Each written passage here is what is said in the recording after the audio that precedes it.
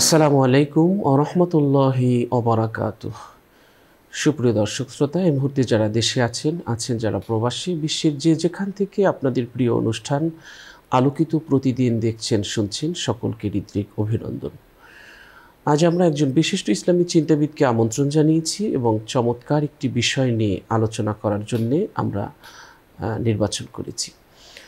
চলুন আজকের অতিথিকে আপনাদের সাথে পরিচয় করিয়ে দিচ্ছি। আজ আমাদের সাথে আছেন ইসলামিক ফাউন্ডেশন বাংলাদেশের সম্মানিত মুহাদ্দিস, বিশিষ্ট ইসলামী চিন্তাবিদ ডক্টর অলিউর রহমান খান। আসসালামু আলাইকুম রহমতুল্লাহ। ওয়ালাইকুম আসসালাম ওয়া রাহমাতুল্লাহি ওয়া বারাকাতুহু। মোহতারাম, কেমন আছেন আপনি? আলহামদুলিল্লাহ ভালো আছি আমি, আপনি কেমন আছেন? আলহামদুলিল্লাহ ভালো আছি। আল্লাহ ভালো রাখেন সবাই। দর্শক, আজ আমরা যে বিষয়টি নিয়ে আলোচনা করব সেটি হচ্ছে বৃক্ষ মানুষের পরম বন্ধু। চমৎকার একটি বিষয়। আসলে বৃক্ষ আমাদের রোদে পোড়া থেকে রক্ষা করে, বৃষ্টি থেকে আমাদেরকে রক্ষা করে, রোদে ছায়া দেয়, আমরা ছায়া পেতে, বৃষ্টি থেকে বাঁচতে এই বৃক্ষের নিচে আমরা অবস্থান করি। কিন্তু আবার যখন উঠে যাই, যে বৃক্ষ অক্সিজেন দিলেন, রোদ থেকে বাঁচালেন, বৃষ্টি থেকে বাঁচালেন, যাবার সময় সেই গাছের পাতা ছিঁড়ে যাই, সেই গাছের ঠাল ছিঁড়ে যাই। আসলে অকারণে একটি গাছের পাতাও ছেঁড়া নিষেধ, কিন্তু আমরা এগুলো করি। আমরা বিপুল পরিমাণে আমরা গাছ কাটছি নির্বিচারে। মানুষের পদভারে প্রকম্পিত হচ্ছে সুজলা সুফলা পৃথিবী। প্রতিদিন বৃক্ষ শূন্য হচ্ছে এই পৃথিবী। অবাধ এবং নির্বিচারে চলছে নিধন। আমাদের প্রাণীদের জীবন ধারণের জন্যে নিয়ামক অক্সিজেন প্রবলভাবে সরবরাহ হ্রাস পাচ্ছে। জীবিকার জন্য বৃক্ষের প্রয়োজনীয়তা খুব বেশি। সবুজ বৃক্ষ শুধু পরিবেশকে রক্ষা করে না, দেশের অর্থনৈতিক উন্নয়নেও গুরুত্বপূর্ণ ভূমিকা রাখে। অথচ প্রয়োজনের তুলনায় আমাদের দেশে বৃক্ষ এবং বনভূমির পরিমাণ নিতান্তই কম, যার জন্য সারা বিশ্বেই পরিবেশের ভারসাম্য নষ্ট হচ্ছে। গ্রিনহাউসে আঘাত হানছে। পরিবেশ রক্ষা করা না হলে বন্যা, খরা, ঘূর্ণিঝড়, জলোচ্ছ্বাস, ভূমিকম্পের মতো মহা দুর্যোগে পড়তে হবে। সারা পৃথিবীতে পরিবেশের ভারসাম্য রক্ষার বিষয়টি গুরুত্বের সঙ্গে বিবেচনা করা হচ্ছে। ফলে জাতিসংঘের বিভিন্ন সম্মেলনেও পরিবেশের ভারসাম্যের বিষয়টি গুরুত্বের সঙ্গে স্থান পায়। তারপরও আমরা গভীরভাবে উপলব্ধি করি না যে আমাদের অক্সিজেন বাড়াতে,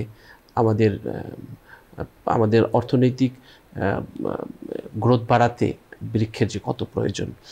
ওসমান রাদিয়াল্লাহু তাআলা আনহুকে একবার জিজ্ঞেস করা হয়, আপনি বৃদ্ধ বয়সে বৃক্ষরোপণ করছেন কেন?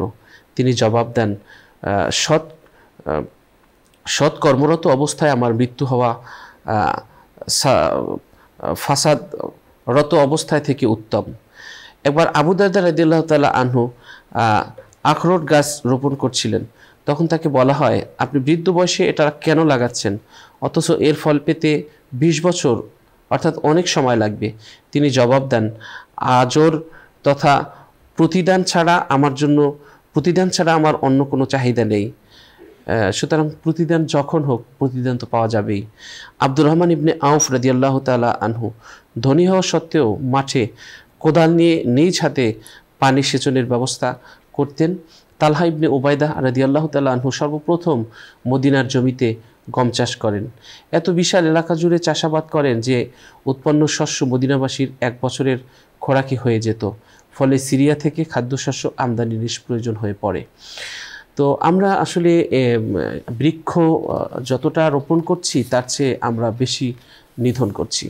এজন্য বৃক্ষরোপণের প্রতি আমাদের গুরুত্ব দিতে হবে। চলুন আমরা বিষয়টি নিয়ে মোহতারামের কাছ থেকে গুরুত্বপূর্ণ আলোচনা শুনছি। জি, ধন্যবাদ। অত্যন্ত প্রয়োজনীয় মানব জাতির জন্য, পৃথিবীর জন্যে, আমাদের অক্সিজেনের জন্যে, বেঁচে থাকার জন্যে যে বৃক্ষ, সেই বৃক্ষ নিয়ে আলোচনার সূচনা করেছেন। আউযু বিল্লাহি মিনাশ শাইতানির রাজিম। বিসমিল্লাহির রহমানির রহিম। ওয়াশ-শামসু ওয়াল কমারু বিহুসবান ওয়ান নাজমু ওয়াশ-শাজারু ইয়াসজুদান ওয়াস-সামাআ রাফা'আহা ওয়া ওয়াদা'আল মিজান আল্লা তাতগাউ ফিল মিজান। আল্লাহ রাব্বুল আলামিন কুরআনুল কারীমের সূরা আর-রহমানে আন-নাজমু ওয়াশ-শাজারু ইয়াসজুদান এই আয়াতটিতে বলেছেন যে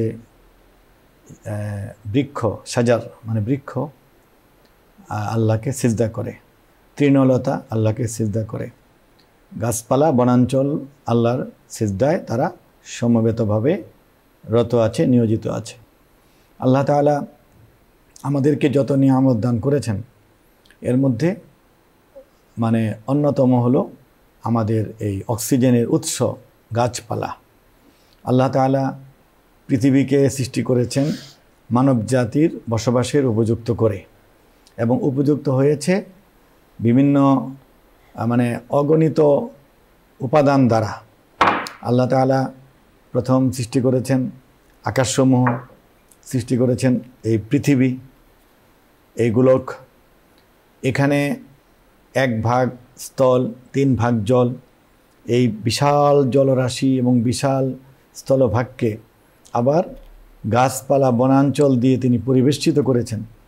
এই বনাঞ্চল কি পরিমাণ লাগবে সেটি সৃষ্টিকর্তা আল্লাহই ভালো জানেন, এবং এই গাছপালা বনাঞ্চল দিয়ে আমাদের মানব জাতি বা প্রাণীদের বসবাসের পরিবেশ তৈরি করেছেন। সর্বশেষ প্রজাতি হিসেবে মানুষ আমরা এসেছি।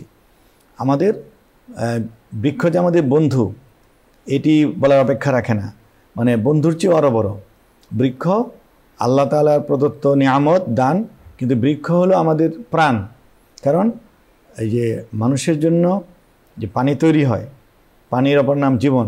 এই পানির একটি উপাদান হলো আপনার অক্সিজেন, এবং মানুষ অক্সিজেন ছাড়া বেশিক্ষণ বাঁচবে না। মানুষের জীবন নির্ভর করছে অক্সিজেনের উপর, আর অক্সিজেনটি আসে গাছপালা থেকে, আর গাছপালার স্রষ্টা আল্লাহ। তো আল্লাহ আমাদেরকে এই গাছপালার ব্যাপারে যত্নবান হওয়ার জন্য বলেছেন। তিনি এই যদি আমরা অবহেলা করি, এই নিয়ামতকে ভুলে যাই, এই জন্য নিয়ামত হিসেবে তিনি উল্লেখ করেছেন। তিনি গাছপালা সৃষ্টি করেছেন। তিনি বলেছেন আমি আকাশ তৈরি করেছি, পৃথিবী তৈরি করেছি, এবং এই জলরাশিকে তোমাদের অনুকূলে করে দিয়েছি, সেখানে তোমরা নৌযান চালাও, এগুলো তোমাদের রিজিকের জন্য দিয়েছি। এবং তিনি বলেছেন ওয়াইন তাউদ্দু নিয়ামাতাল্লাহি লা তুহসুহা, তোমরা যদি আল্লাহর নিয়ামতসমূহ গণনা করতে শুরু করো কোনোদিন শেষ করতে পারবে না। আবার এই গাছ যে আমাদের জন্য অনেক জরুরি, এটা আল্লাহ তাআলা আমাদের সূরা রুমে 41 নম্বর আয়াতে বলেছেন, যহরাল ফাসাদু ফিল বাররি ওয়াল বাহরি বিমা কাসাবাত আইদিন নাসি লিয়ুযীকাহুম বা'দাল্লাযী আমিলু লাআল্লাহুম ইয়ারজিউন। যে এই স্থলে এবং জলভাগে যে প্রাকৃতিক বিপর্যয় তৈরি হয়, এগুলো মানুষের কৃতকর্মের ফল। আর এই যে মানুষ ভারসাম্য নষ্ট করে, এটা আল্লাহ পছন্দ করেন না। তাই ওই সাজার বা গাছের নিয়ামত উল্লেখ করার পর আল্লাহ বলেছেন যে ওয়াসসামা রাফাআহা ওয়া ওয়াদাআল মিজান, আর আল্লাহ আকাশকে সমুন্নত করেছেন আর ভারসাম্য দান করেছেন। আল্লাহ তাতগাউ ফিল মিজান, সাবধান সাবধান, সেই ভারসাম্য তোমরা নষ্ট করো না, সেই ভারসাম্যে তোমরা খেয়ানত করো না বা বিদ্রোহ করো না। এখন আমরা কয়েকভাবে এই আমাদের বন্ধুকে আমরা হত্যা করছি, আমাদের প্রাণের উৎস এই গাছকে আমরা নষ্ট করছি। মোটামুটি এটা আমরা 3 ভাগে ভাগ করতে পারি। একটা হলো ব্যক্তি পর্যায়ে। ব্যক্তি পর্যায়ে কেমন, যে আমরা আমাদের কৃষি কাজ করার জন্য প্রয়োজনীয় গাছ অনেক সময় কেটে আমরা এটাকে শুধু কৃষিতে পরিণত করে দিয়েছি। কোথাও গাছ এবং কৃষি উভয়টাকেই আমরা বিলুপ্ত করে দিয়ে আমরা ঘর বানাচ্ছি, আমরা দোকান বানাচ্ছি, আমরা সেখানে শিল্প কারখানা করছি। আর আমরা একটি ঘর করতে গেলে আমরা 10টা গাছ কেটে ফেলছি অনায়াসে, কিন্তু অন্য খালি জায়গা থাকা সত্ত্বেও আমরা আর 10টি গাছ লাগাচ্ছি না। এভাবে আপনি দেখেন যে বাংলাদেশকে ধরুন অথবা সারা পৃথিবী ধরুন, যে মানুষেরা তাদের অবশ্যই অপরিহার্য প্রয়োজনেই তাদের সংসার বাড়ছে, জনশক্তি বেড়ে চলেছে, পরিবারের সদস্য বাড়ার কারণে বাড়ি করার জন্য গাছ কাটি, আমরা রাস্তা করার জন্য গাছ কাটি, আমরা পুকুর করার জন্য গাছ কাটি।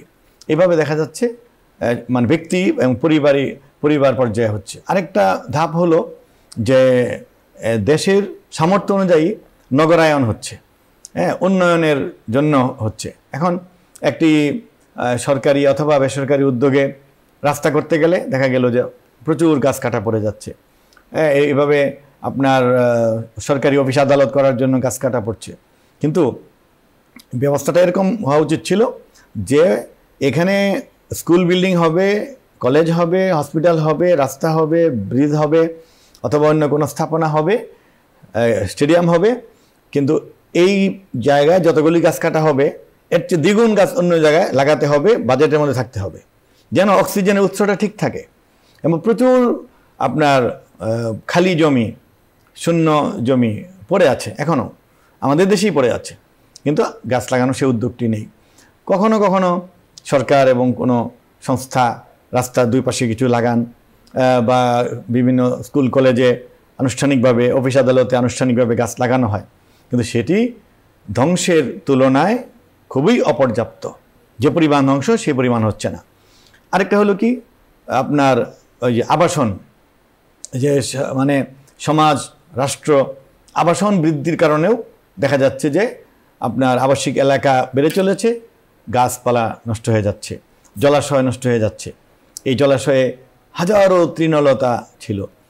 একটি যখন হাউজিং হয় সেখানে দেখা যায় যে শত শত গাছ কেটে ফেলা হয়। তো এই যে গাছ কেটে ফেলা হচ্ছে, সেই হাউজিংয়ে বাড়িঘরের ফাঁকে, বারান্দায় বা বাইরে ছাদে সেই পরিমাণ গাছ কিন্তু লাগানো হচ্ছে না। এই একটি ধাপ। আর আরেকটি বড় ধাপ যেটি মানে একেবারে চ্যালেঞ্জিং, বা এটা হলো একেবারে মানে সর্বনাশা, সেটি হলো যে আপনার সারা পৃথিবীতে শিল্প বিপ্লব। মানে শিল্প বিপ্লবটাকে এখন এটাকে আশীর্বাদ বলবেন না অভিশাপ বলবেন, মানে এটা নিয়ে ভাবতে হবে যে শিল্পায়নটা মানে জনপ্রিয় করে ফেলা হয়েছে। এবং সেখানে কিন্তু ইসলাম বিরোধী বা কোরআন বিরোধী একটা প্রেরণা আছে। সেটি কি, যে যত পারো মানে ব্যবসা বাণিজ্য শিল্পে উন্নত হয়ে সমৃদ্ধ হও, ধনী হও, অর্থবিত্তের মালিক হও এবং ভোগ করো। এই যে ভোগবাদী চিন্তা থেকেই, বস্তুবাদী চিন্তাটাকেই মানুষের একমাত্র চিন্তা বানানোর কারণে মানুষ আর পরকাল ভাবে না। মানুষ আর আস্তে আস্তে মানে এই যে গাছের প্রয়োজন বা এটা আল্লাহর নিয়ামত, এটা ভাবা ভুলে গিয়েছিল। যে কারণে শুধু শিল্পকেই বড় করতে হবে, হ্যাঁ, এই মানে বিশ্ব প্রতিযোগিতা এগিয়ে যেতে হবে। এই কারণে আপনার কোটি কোটি গাছ সারা দুনিয়াতে কেটে ফেলা হচ্ছে, শিল্প বিস্তার হচ্ছে।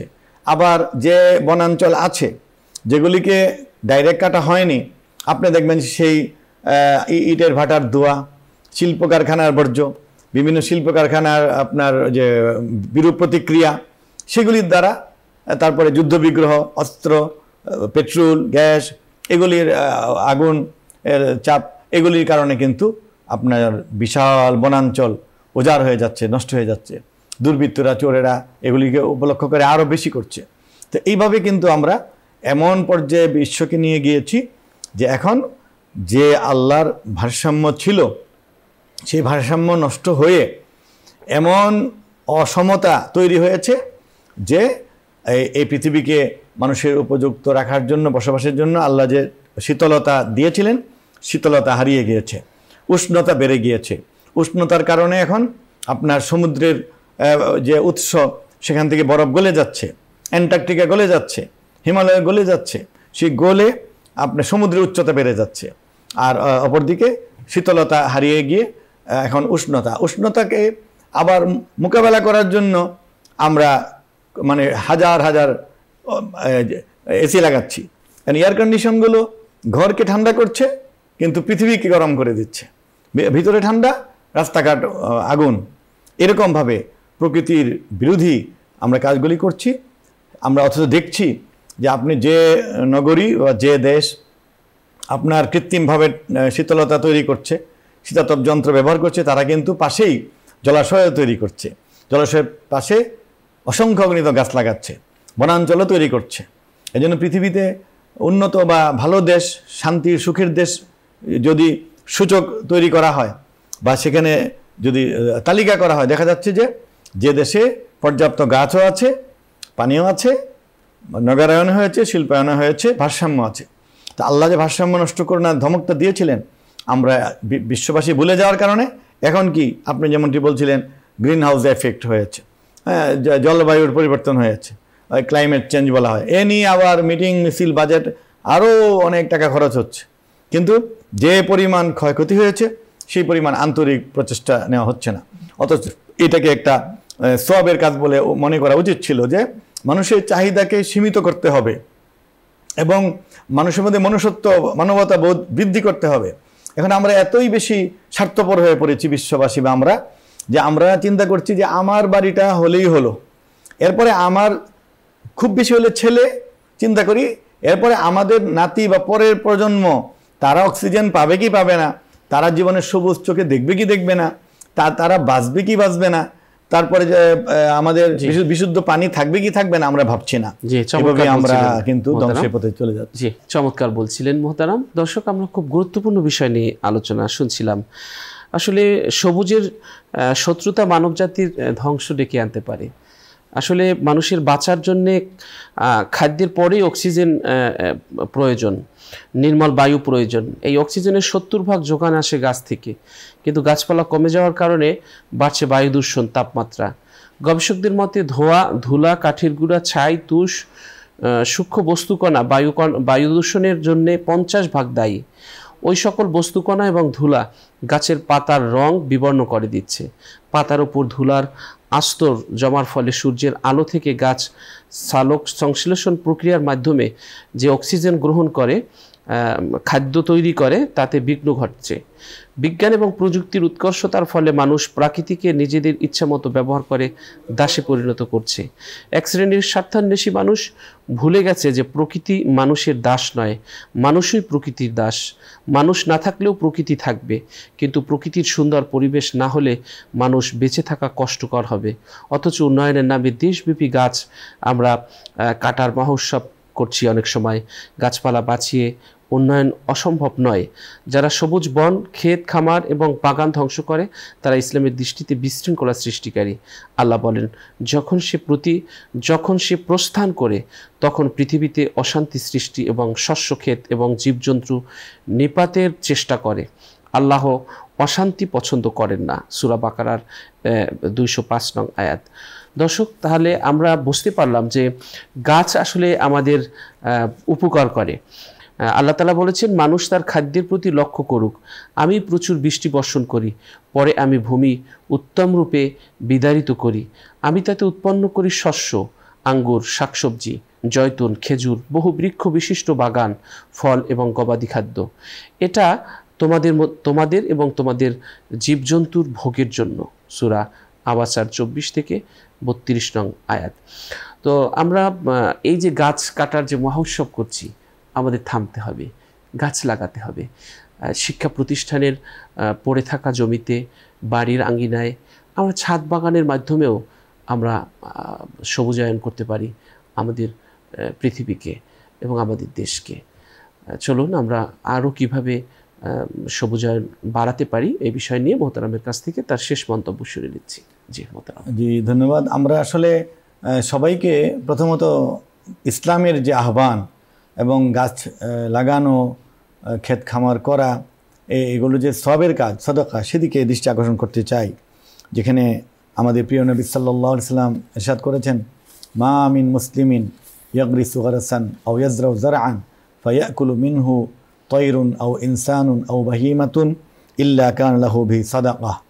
যে কোনো ব্যক্তি মুসলিম যদি কোনো গাছ রোপণ করে, বৃক্ষরোপণ করে, অথবা কোনো ফসলের চাষবাস করে, সেখান থেকে যদি পাখিরা খায়, অথবা কোনো মানুষেরা খায়, অথবা অন্য কোনো প্রাণী ভক্ষণ করে, তাহলে এটা তার জন্য দান হবে, সাদাকা হবে। অর্থাৎ আপনি ফসলের ক্ষেত করলেন, আপনি সেখান থেকে পাবেন, কিন্তু অন্য কেউ একটু খেলো, এটাকেও মানে মেনে নিতে হবে।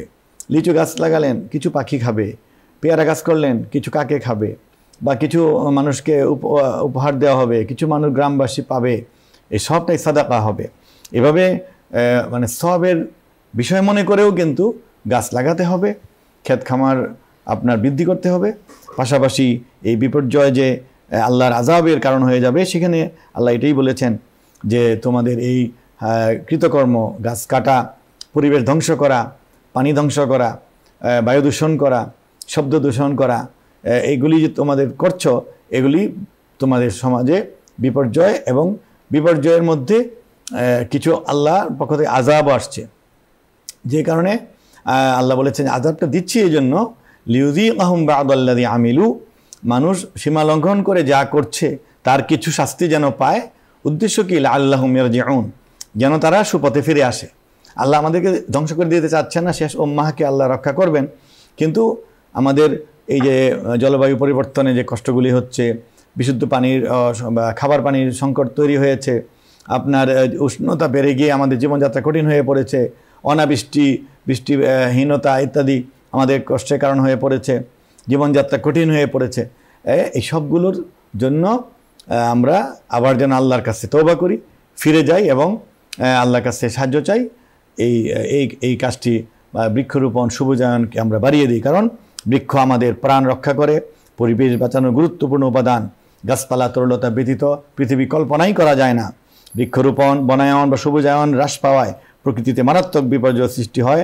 নগরায়ন, আবাসন বৃদ্ধির ফলে দেশে দেশে বনায়ন সংকুচিত হতে হতে এখন প্রাকৃতিক ভারসাম্য নষ্ট হয়ে আমরা পৃথিবী এবং বিশেষ করে দরিদ্র দেশগুলো, অনুন্নত দেশগুলো বা আমাদের মতো আমরা দাবি করছি আমরা উন্নয়নশীল বা উন্নয়নকামী, আমরা আরও বেশি বিপর্যয়, কারণ আমরা বৃক্ষ কেটে আমরা বিকল্প বনায়ন করতে পারি না। আমাদের ভাইদের, আমাদের কর্মচারীদের বা আমাদের সরকারি কর্মকর্তাদের এক শ্রেণীর মধ্যে দুর্বৃত্তায়ন ঢুকেছে। কেমন? যে একটি রাস্তায় আপনার আইল্যান্ড আছে, পুরনো গাছ আছে, ওরা করে কি আইল্যান্ড কি নতুন করে বানাতে হবে বলে আপনার শতবর্ষী গাছগুলিকে কেটে ফেলে। আপনি কিছুদিন আগে শুনেছিলেন যে বছর 2 আগে ধানমন্ডিতে এরকম বিশাল সবুজায়ন ছিল, গাছপালা, সেগুলি সবাই প্রতিবাদ করেছেন, সচেতন মানুষেরা করেছে, পরিবেশবাদরা করেছেন। সেই গাছ কেটেই পরে ফেলে দেওয়া হলো। এখন নতুন করে আবার বাজেট করে, আবার আইল্যান্ড করে, আবার ছোট ছোট চারা লাগানো হচ্ছে। এই চারা বড় হতে তো 20 বছর লাগবে, কিন্তু আগের যে বিশাল সবুজ গাছগুলো আমাদেরকে যে প্রাণ দিচ্ছিল, আমাদেরকে অক্সিজেন দিচ্ছিল, সেই উৎস বন্ধ করলো যারা, তারা তো মানবতার শত্রু।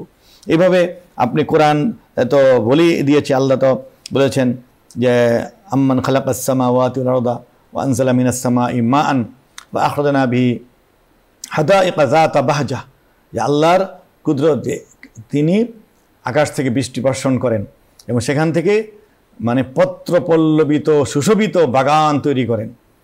আল্লাহর দেওয়া এই অ্যামাজন যে বনাঞ্চল আফ্রিকায়, এবং আপনার ব্রাজিলে, তারপরে আমাদের সুন্দরবন, এগুলো আল্লাহর বিশাল নিয়ামত। কিন্তু আমাদের 20 কোটি মানুষের ভাবনায় কি আছে যে সুন্দরবন রক্ষা করতে হবে? আমাদের ব্যবসায়িক মনোভাব, কমার্শিয়াল চিন্তা এবং বিদেশি শক্তির দাসত্বের কারণে সেই সুন্দরবনের ভিতর দিয়েই তারা ট্রলার চালিয়ে দিচ্ছে, সুন্দরবনের ভিতর দিয়েই তারা ট্রানজিট দিয়ে দিচ্ছে। সুন্দরবনকে ধ্বংস করার মতো এর পেট্রোল ডিজেল চালিত আমরা নৌকা চলছে, যেখানে গাছগুলো আহত হচ্ছে। আমাদের ঢাকা চারপাশে, এই ঢাকাকে রাজধানী করেছিলেন ইসলাম খাঁ চিশতি, যিনি একজন মুসলিম শাসক। তিনি ঢাকাকে সবুজ এবং 4 নদীর একটি দ্বীপ মনে করে এটাকে এই বঙ্গের রাজধানী করেছিলেন। এর কারণ কি ছিল? সেখানে রমনা পার্ক যেটি এখন আছে সবুজে ভরা, আপনার সোহরাওয়ার্দী উদ্যান নামই তো উদ্যান, আর চারপাশে বুড়িগঙ্গা, শীতলক্ষা এবং তোরাগ এবং আরেকটি নদী। এইভাবে এই শহরকে তিনি বেছে নিয়েছিলেন। আজকে সেই ঢাকা কোথায়? আজকে আপনি 100 বছর আগে ছবি দেখলেই আর চিনবেন না। তা আমাদের কথা হলো যে নগরায়ন তো মানুষের দাবি, শিল্প কারখানা হতে হবে, তারপরে যোগাযোগ ব্যবস্থা উন্নয়ন হতে হবে, কিন্তু আমরা কি বাংলাদেশের গ্রাম এবং শহরের পার্শ্ববর্তী অঞ্চলগুলো, আমাদের হাউজিংগুলো, আমাদের সরকারি আবাসনগুলো, আমাদের সচিবালয়, আমাদের স্টেডিয়াম, আমাদের মানে শেরে বাংলানগর অঞ্চল, আমাদের উত্তরা গুলশানে পর্যাপ্ত গাছ লাগাচ্ছি না। আমরা এটাকে মনে করি কি যে এটা হলো সাধারণ মানুষের কাজ, কৃষকের কাজ। এটা থেকে বেরিয়ে আসতে হবে, কারণ আল্লাহ রাসূল সাল্লাল্লাহু আলাইহি ওয়াসাল্লাম বলেছেন যে কারো কাছে যদি একটি গাছের চারা থাকে আর দেখে যে কিয়ামত সংঘটিত হয়ে যাচ্ছে, তবুও যেন গাছটি লাগায়। মানে এতই গুরুত্ব দিতে হবে, কিয়ামত হয়ে যাবে, পৃথিবী ধ্বংস হয়ে যাবে, কিন্তু তুমি গাছ লাগিয়ে রাখো, এই গাছ তোমার কাজ। তো এই যে গাছে আমাদের জীবন, বৃক্ষ রোপণে আমাদের শান্তি, বৃক্ষ এবং বনায়নে আমাদের মুক্তি এবং আমাদের ভবিষ্যৎ আছে। তো আল্লাহর হুকুম এবং রাসূলের হুকুম মনে করে এটাকে আমাদেরকে সচেতনভাবে এগিয়ে নিতে হবে। আল্লাহ আমাদের তৌফিক দান করুন। দর্শক, আমরা অনুষ্ঠানের শেষ প্রান্তে চলে এসেছি। ইসলাম যুদ্ধের মতো চরম প্রতিকূল অবস্থায়ও বৃক্ষ নিধন থেকে বিরত থাকার নির্দেশ দিয়েছেন।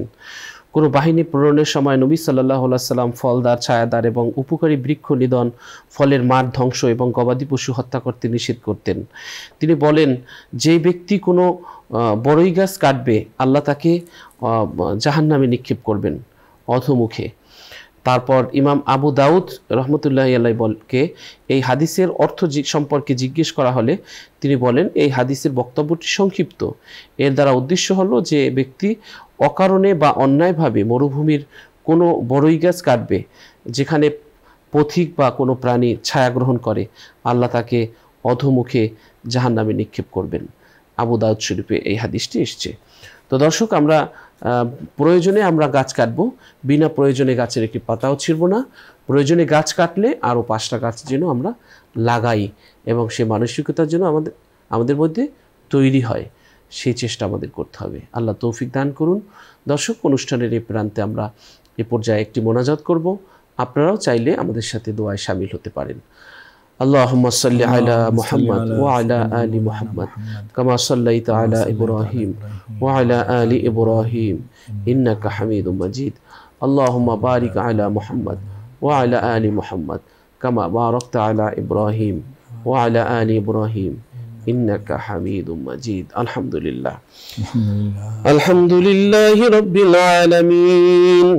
والصلاة والسلام على سيد الأنبياء والمرسلين وعلى آله وأصحابه أجمعين। رب العالمين, আমরা গুনাহগার, আপনার শাহী দরবারে সুন্দর এই আয়োজনে আলোচনার শেষ প্রান্তে হাত তুলেছি। আল্লাহ তাআলা যা কিছু আলোচনা হলো এর সওয়াব ভুল ত্রুটি মাফ করে নবী পাকের রওজা মোবারকে আপনি পৌঁছে দিন। আমিন।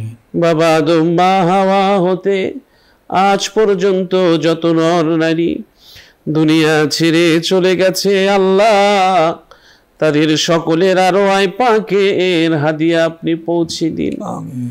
রব্বুল আলামিন, আমাদের সাথে কাছে দূরে যে যেখান থেকে হাত তুলেছে, এদের মধ্যে যার মা, যার বাবা, যার আত্মীয় স্বজন, প্রতিবেশী অন্ধকার কবরে পড়ে আছে, তাদের সবার কবরে মোনাজাতের সওয়াব আপনি পৌঁছে দিন। আমিন। আল্লাহ তাআলা এই অনুষ্ঠানকে আপনি কবুল আর মঞ্জুর করে নিন। আমিন। এই অনুষ্ঠানের পৃষ্ঠপোষক বসুন্ধরা গ্রুপের চেয়ারম্যান, এমডি, ভাইস চেয়ারম্যান, পরিচালক সহ সকল ডিসিশন মেকারদের যোগ্যতা, প্রজ্ঞা, দক্ষতা, মেধা আপনি বাড়ায় দিন। আমিন।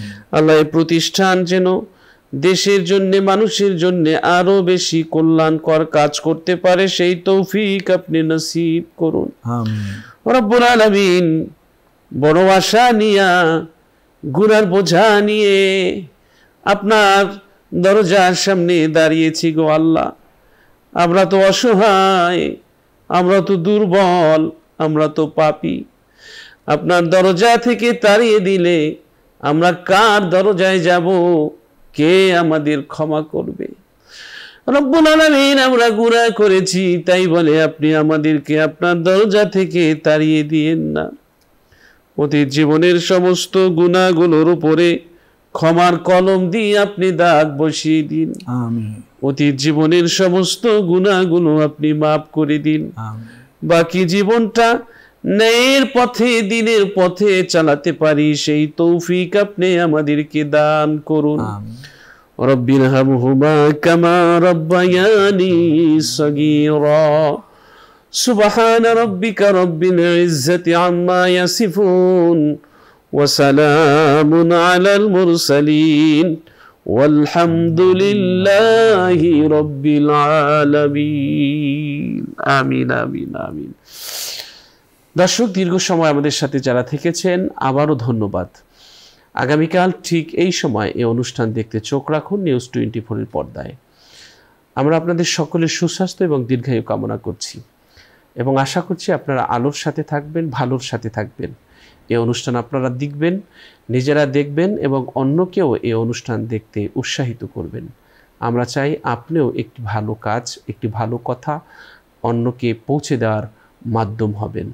আমরা বিশ্বাস করি এই অনুষ্ঠান আমাদের জীবনের অন্ধকার দূর করে আমাদের জীবনকে সমৃদ্ধ করবে, আলোকিত করবে। থাকুন আমাদের সাথে, থাকুন আলোকিত প্রতিদিন অনুষ্ঠানের সাথে, থাকুন নিউজ 24-এর সাথে। আল্লাহ হাফেজ। আসসালামু আলাইকুম ওয়া রাহমাতুল্লাহি ওয়া বারাকাতুহু। ওয়া আলাইকুম আসসালাম।